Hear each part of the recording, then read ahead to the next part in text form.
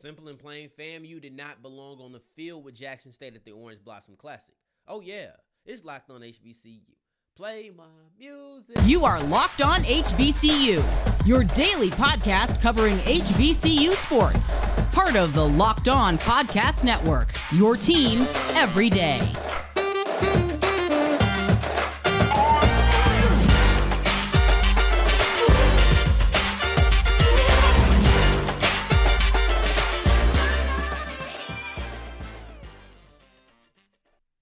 What's going on, family? Welcome back to another episode of the Locked On HBCU podcast, your number one. Daily one-stop shop for everything HBCU athletics, Monday through Friday, part of the Locked On Podcast Network, your team every day. I, of course, am Darian Gray, a.k.a. the Mouth of the South, Texas Southern alum and former TSU Herald Sports editor. Thank you for going on this journey with me, making Locked On HBCU your first listen of the day every day. And of course, just because the mic cuts off does not mean that the journey is over. It just means it's time to follow me on Twitter at South Exclusives, and we're recapping the Orange Blossom Classic. And I'll repeat what I said at the beginning. FAMU looked like they did not belong on the field with Jackson State this Sunday. I can't think of any other way to summarize this matchup. This was supposed to be a SWAC championship. This was supposed to be two titans. This was supposed to be two of the three best teams in black college football going head-to-head in the first week of the season. Instead, it was a full-out thrashing. Jackson State smashed FAMU, simple and plain. The jokes have been flying, deservedly so. 59-3? 59-3? Let's be honest, guys. This is not the game that was supposed to happen.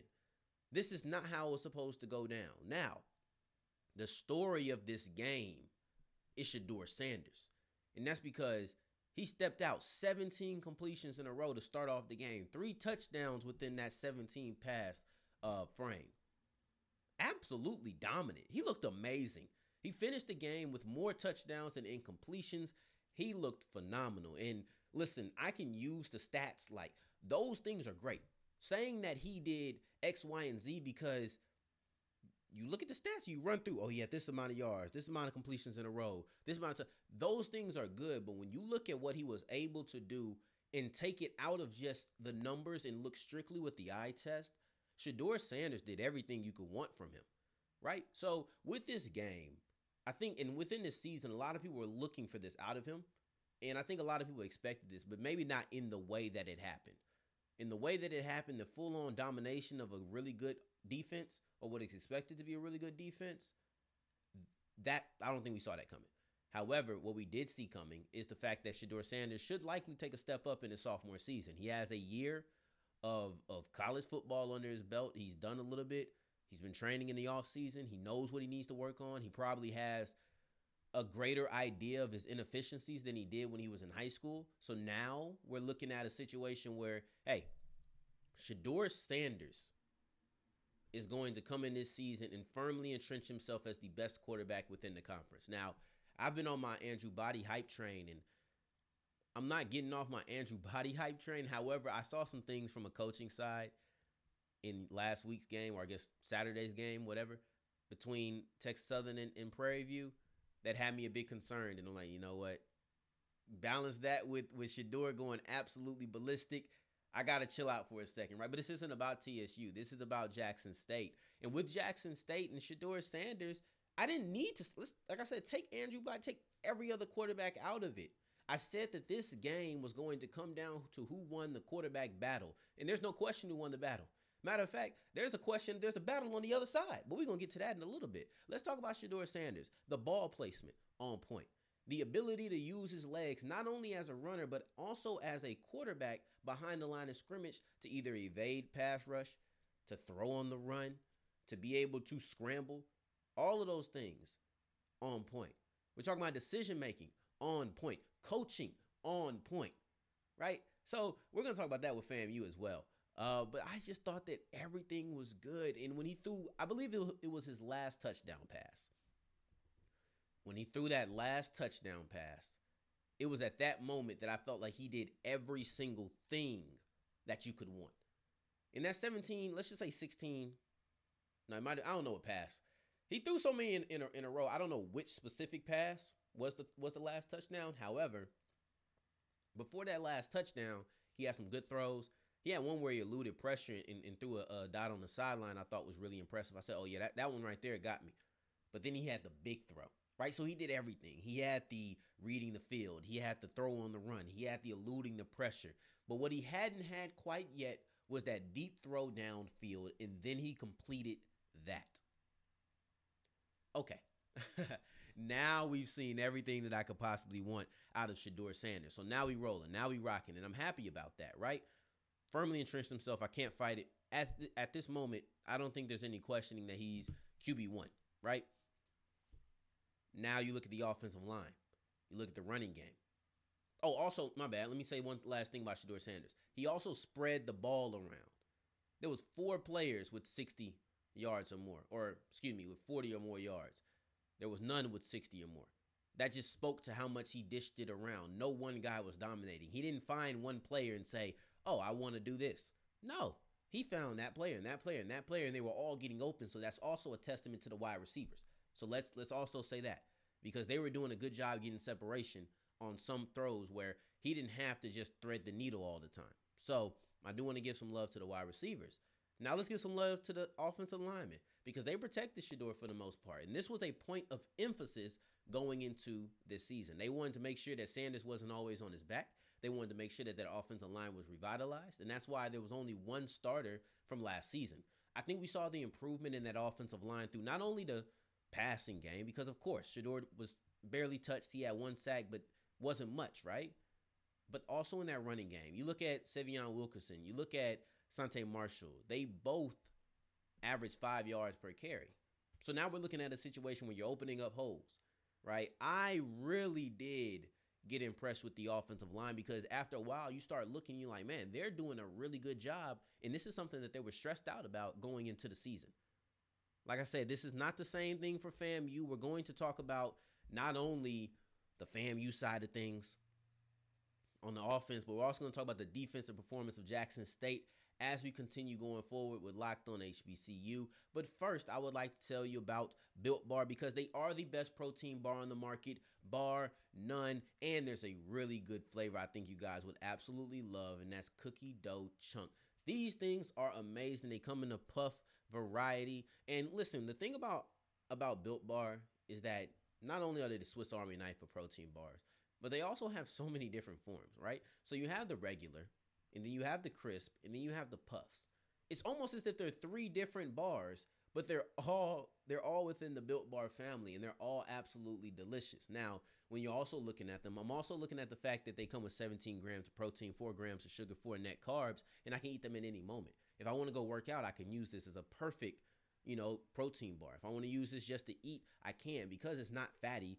It's not like I'm hurting myself by eating it. I love these things because of those reasons. And if you want to know where to find them, just go to built.com. But make sure you use the promo code LOCKED15 for 15% off your offer. As we keep on rolling on today's episode of Locked On HBCU, I appreciate you for making us your first listen of the day.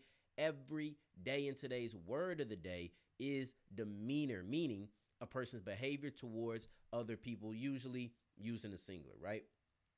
And we know demeanor can be used not just with that denotation, and I'm probably not going to use it in that denotation, to be completely honest, right? So we talked about FAMU's struggles on defense. Let's talk about Jackson State's absolute dominance on defense, right? So Jackson State was able to, on the offensive side, was able to dominate what was expected to be a pretty good defensive line and a pretty good defense in all together with their offense. So that was impressive. But now let's look at this team, because it's also the same on this side of the ball.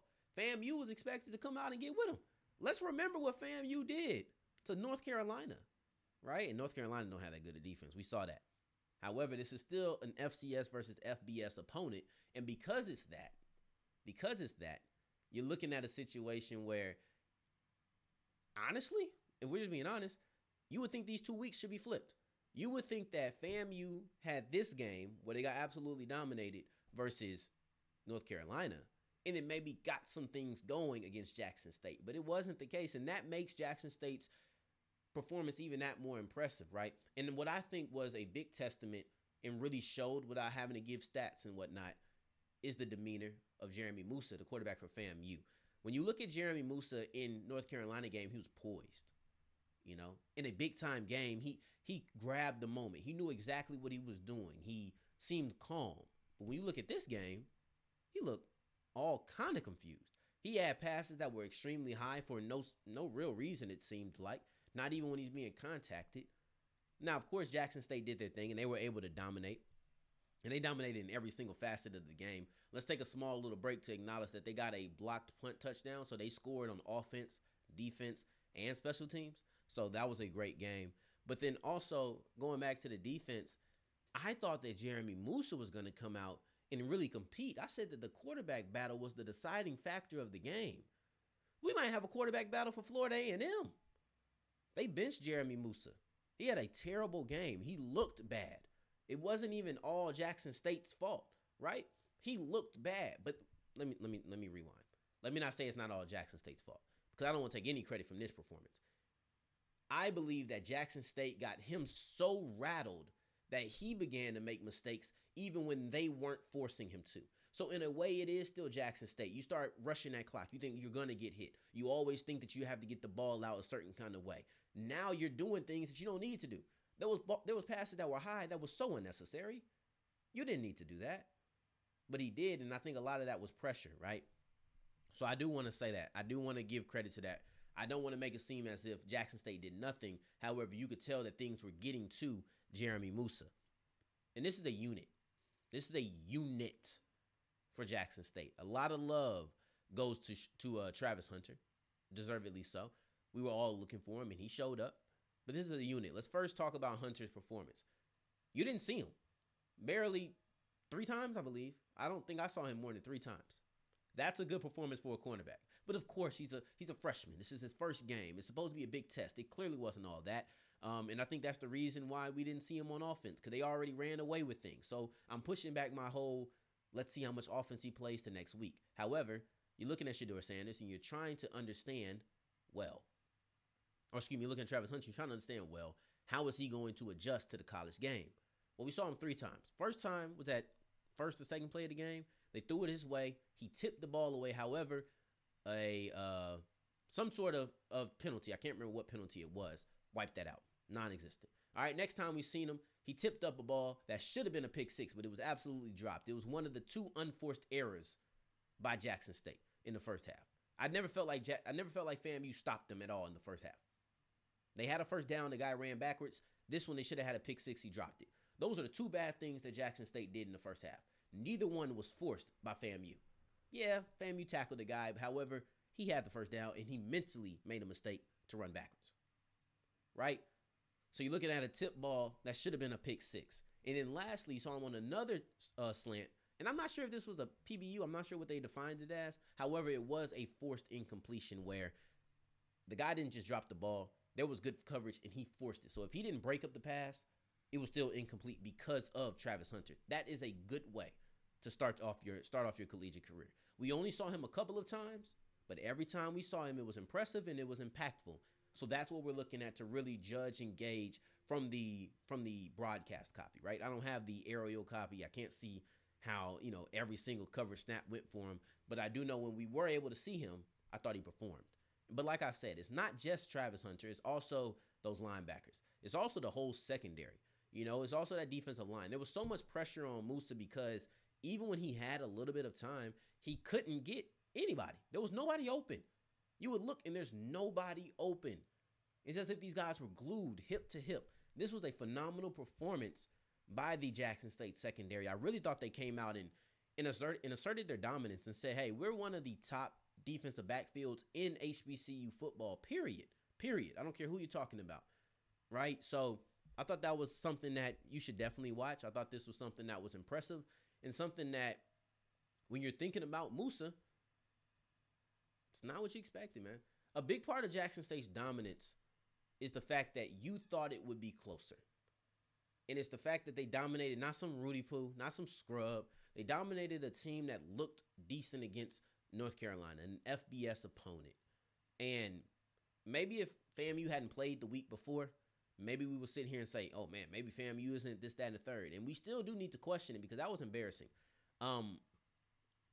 but also you have to acknowledge that they looked much better against a Power 5 school than they did against Jackson State.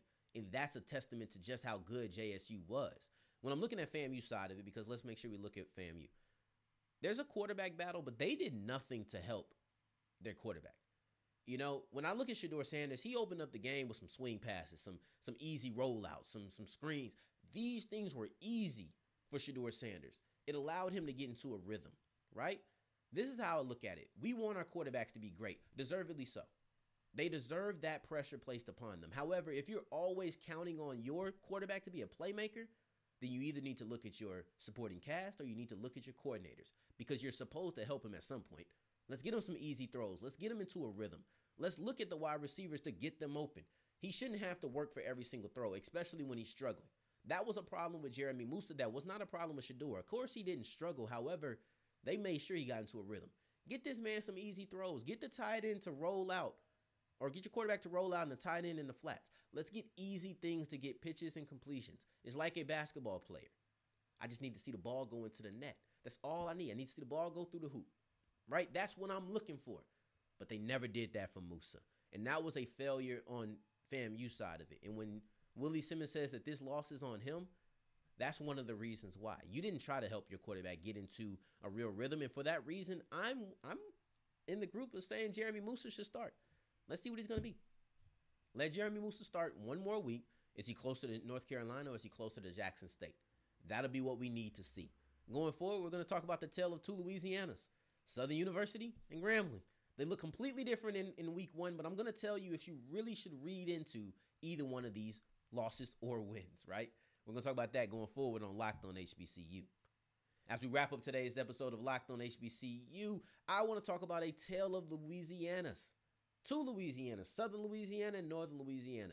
Of course, South Louisiana came out on top, but we know that. You know, it's the real Louisiana. No, I'm joking. But moral of the story, to be all serious, Southern looked significantly better than Grambling on Saturday. They also played completely different levels of competition. So there's a little bit of reading in between the lines you're going to have to do when talking about JSU. When talking about Southern, when talking about Grambling. Let's start off with the good. Let's start off with Southern Louisiana. Let's start off with Southern, right? They play Florida Memorial, who is in their second year. So it's really hard to get a read on these things. However, I will say that they put up 86 points. That's not easy. I don't care who you're playing. They shut them out 86-0. It's impressive. It is impressive. I don't know how much I can take away from it because it is an NAIA school. Like, you jump down from D3 to NAIA. This is a tune-up game. Right? So, like, LSU is playing Southern. If LSU comes out and demolishes Southern, do you think LSU is going to fit? Well, they just had a rough one. But you think LSU is going to sit there and say, oh, yeah, we're this, that, and the third? No, because it's supposed to be a tune-up game. These Power 5 schools do not feel validated. They don't feel like, oh, my gosh, when they knock off one of these smaller FCS schools. They don't. So let's apply that same logic when talking about an FCS school going against an NAIA school. 86 points is impressive regardless, right? So I won't take that away. The amount of focus it takes to stay dedicated and stay in tune with the game to put up 86, to completely shut them out, you know, it's easy to take your foot off the gas. So my takeaway is that they started off the season on full cylinders and their mind is right. That's what I can take away from the game. But as far as, oh, how good is the offense? How good is the defense? I don't know. I don't. So with that being the case, I'm not going to take too much away from it, but I will say that it seems like they were ready for the season because you did beat them 86-0. So, I mean, you can't play a team like that, or you can't beat a team like that and not say something good. But I just take it with a little bit of grain of salt. We'll really see what they're about when it comes to September 17th versus Texas Southern. And I know y'all might be laughing, if my Southern people, but the truth of the matter is we got to see them in some FCS play. They're playing an NAIA school for week 1, which they just did. Now they're about to play LSU, an FBS school, for week 2. Now we can see a lot about them this week. I'll say that. But I think we'll really see everything we want to know about them when they play Texas Southern and they're into conference play. That's when we'll really know about the Southern that we're going to get in 2022. Let's talk about Grambling, though. Let's talk about Grambling because it was bad. This was terrible. They played Arkansas State, and you can't help but be concerned. And listen, when you play these FBS opponents, because Arkansas State is a G5 opponent, it's a group of 5 opponent, there's certain things you're looking for. I wasn't able to watch this game. There were so many games going on. I wasn't able to watch this game, but I did look at certain things that I felt were concerning, right? But when you look at these FBS games, a lot of times you can write it off. Oh, man, that's a big school, whatever. That don't even matter for real. But this is a G5 school. And when you're looking at a group of 5 school, not a Power 5 school, but a group of 5 school, which is still in the FBS division, you're expecting them to compete better than this. That's simple and plain. Like, if you're in the upper echelon of SWAC play, you're not supposed to get beat down by Arkansas State like this. I'm not saying you're supposed to beat them. I'm not saying any of those things. I'm just saying you're not supposed to get embarrassed this way by a school like Arkansas State, who is a G5 school who is not expected to really be that good. South Carolina State got beat down. I felt like they showed a heartbeat. From this, it doesn't look like Grambling showed a heartbeat. But even they lost to Central Florida, who is a relatively high-level G5 school. There's people who will question if Arkansas State is an FBS school. They might have thought they were 1AA FCS. Might have thought they were in the same subdivision as Grambling. You cannot perform like this. But here's the thing. Throw all of that out the window. I think we kind of in the mood to throw out numbers today. We kind of like, other than Shedeur Sanders' completions and, in a row and incompletions, we kind of throwing out them stats today. Forget it, right? Forget that. There's things in here why you should be concerned. Number one, you have 3 quarterbacks play. 3 quarterbacks to me is just a situation where you have to be better. Maybe 2 quarterbacks when you're thinking about the situation. Okay, one's playing really poorly. You go to the second. But 3, now you're asking yourself, do you have any trust in these guys at all? Do you have any trust in these guys at all? And the answer is probably not. You probably do not have any trust in these players. So that's concerning. That's something that I see, right? 3 quarterbacks in one game all play. They all threw a pass. And the last guy, he got in at the beginning of the 4th quarter. They just didn't pass the ball much, but he got in there. That's concerning to me, man. That tells me you don't really trust your quarterback position. None of which were Kajai Holloway, by the way, who was my guy, who I thought was brought in to start, but obviously he just did not live up to it, and that's why he's not starting. He wasn't one of the 3. Sounds like he's not even top 3 on the depth chart. So it is what it is. But when you're looking at the thing that's the most concerning, it's that they're undisciplined. They have 15 penalties. Let's read them off. So I think it actually turned out to 16, but I think one of these just wasn't accepted. Offensive holding, delay of game, face mask, targeting, roughing the passer, targeting, unnecessary roughness on a kickoff, holding, OPI, delay of game, face mask, delay of game, illegal substitution, delay of game. That's 7. Delay of game and illegal substitutions are 7 mental errors. Let's take out illegal substitution. Those are 7 penalties that are before the ball is even snapped. These are pre-snap penalties. That's a sign of undiscipline. That's a sign of lack of preparation. These are things that you don't want. These are things that you should be concerned about. I can get past the score and I can write it off as an FBS opponent, so I'm just erase that out of my brain. But what I can't erase out of my brain is 7 delay of game penalties. 7 of them? Let's run the offense. Come on. You got two face mask penalties. You got a roughing the passer, 2 targeting. These are mental errors. I'm going to take out targeting because a lot of times I didn't see them. And I also didn't feel like the roughing the passer was too bad. I was able to catch that one play. That was a roughing the passer by Sundiata Anderson. But it was on the fence. Let's just play smart. When you have this amount of penalties, you're not playing smart football. It's that simple. You're not playing smart football. You're not playing disciplined football. I don't care about the game score. I don't care about that. That's not what concerns me. It's the fact that right now you're not playing smart. You're not playing discipline. These are tactics or trends and habits, I should say, that will progress throughout a season. You got to nip it in the bud now. You got to nip it in the bud now. Otherwise, you're an undisciplined team. If you don't nip it in the bud right now, you're an undisciplined team. That's simple and plain. So if you're asking me about the tale of 2 Louisianas, I'm going to tell you, I don't know what to take away from Grambling. I don't know what to take away from Southern. But what I can take away is the mental side. Southern was completely prepared to go out there and dominate. You can only play who's on your schedule. The NAIA team is on their schedule. They took care of business. It wasn't close like it shouldn't have been, but they came out firing on all cylinders, and it seemed as if they knew not to let up. They wanted to make a point, and 86-0 is a point, regardless of who you're playing. Mentally, they were ready. Their head was in the game. It does not seem like mentally Grambling was ready. That's 1, 2, 3, 4, 5, 6. Come on, man. 6 delay of games in one game. 2 are on the same drive. This is unacceptable. A couple of face masks. Let's get our fundamentals right.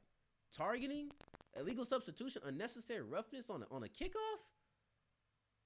Let's be better. We have to make sure we are more disciplined, because I don't care who you're playing. They could be playing the NAIA school. They wouldn't have dominated this way. Because delay of games are delay of games. That's not because you're playing an FBS opponent. Come on. We have to be better. Even if you can look past the score, even if you can look past the 3 quarterbacks, the latter I can't look past. But if you can, that's fine. I'm looking at these games and I'm looking at these penalties, and that's concerning. I don't know how you can look past 16 penalties, 15 penalties, 100-something yards. You have more penalty yards than total yards. I don't know how you can look past that. That's one thing that you're going to have to clean up. Whoever is starting at quarterback, next week when Grambling's playing, you need to make sure that they're not having this many penalties.